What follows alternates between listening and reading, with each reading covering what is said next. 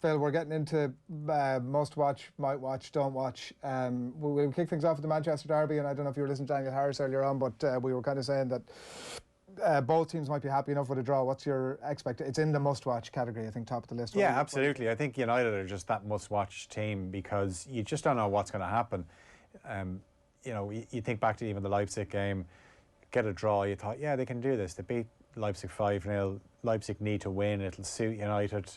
And they were so bad in the first half. But we've seen this season that they're definitely a second half team. Now, the thing with Manchester City at the moment is they're winning games comfortably. They've obviously swatted aside the likes of Burnley and Fulham, and they continue to win away from home or Champions League games comfortably. They beat Marseille at the Etihad the other night. Now, that's all well and good, but then when they come up against teams that have a bit of potency on the counter-attack the way United do, then that's where we'll see where City are at. And as good as City have been under Pep Guardiola, they've gone to Old Trafford. They've never blitzed them. I know some United fans might fear the worst, that they could get absolutely hammered by City, but I don't think that's going to happen. I think back to last season when Liverpool were going to Old Trafford and everyone thought the same, and United did their play five at the back, play on the counter-attack, and if they get that first goal,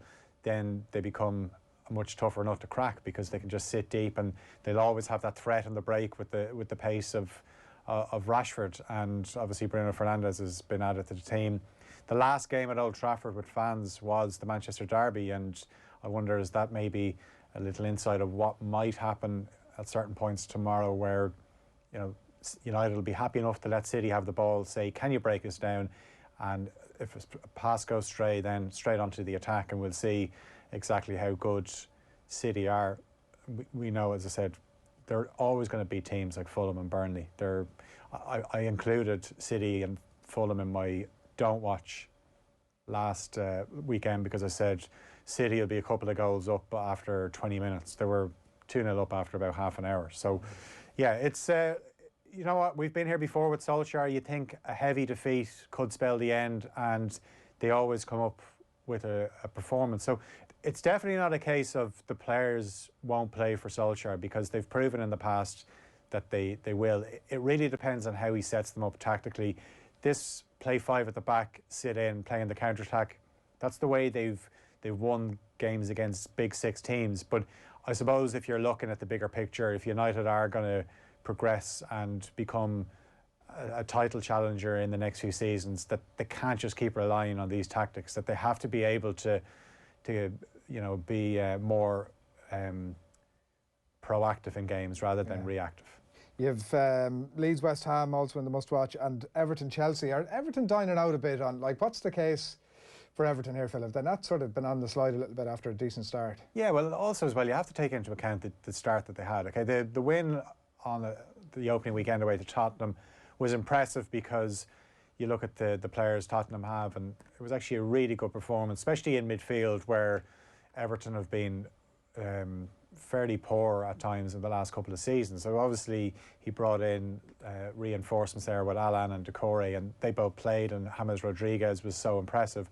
But then you look at who they beat. You know, they were beating West Brom, they beat Brighton, and then, you know, they came up against Liverpool in the Merseyside derby, and they got a 2-2 draw. But since then, there hasn't been much to shout about for Everton. Obviously, you know, they got a 1-1 draw away to Burnley last weekend. It's a game they should have won. Now, the thing with Everton is I think they've a really good, they've a very good first 11, but they just don't have that depth yet. That's something that Carlo Ancelotti has to build, and I would imagine he'll be given time to do so. But you look at Seamus Coleman and Luca Dean being out, they just don't have the backup as fullbacks just yet. James Rodriguez, you know, was carrying a bit of a knock.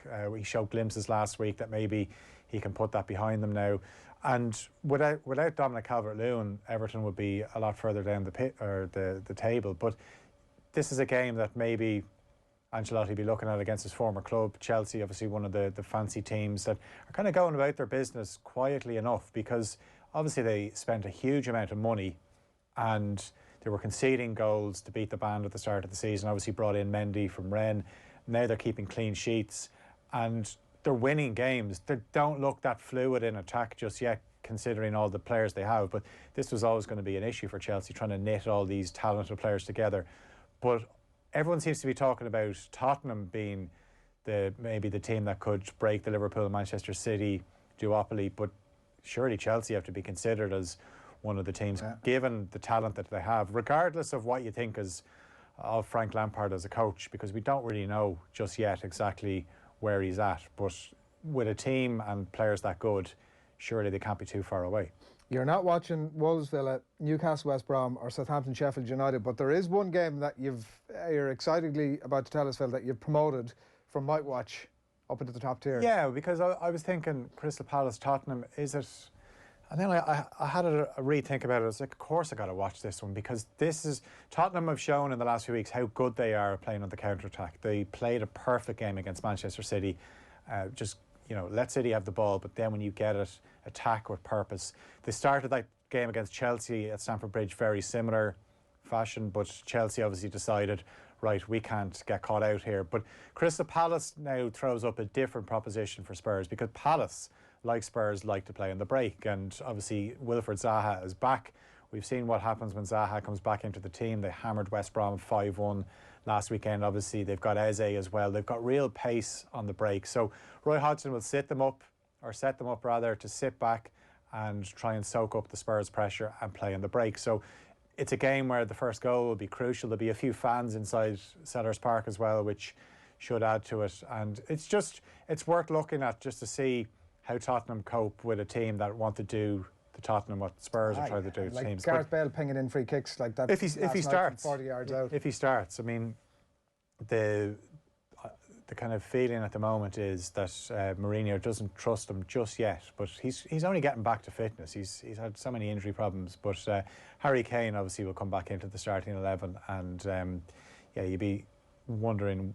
I know Matt Doherty started last night, but I think Serge Aurier hasn't done anything wrong since he's come back into the starting 11 to warrant Doherty coming back into the Premier League 11. All right, Phil, we're going to wrap it there. You have Fulham, Liverpool on your Might Watch, Arsenal, Burnley, and Leicester, Brighton as well. Packed card of action over the weekend. Phil, thanks a million. Thank you. As always, marking our card for the weekend.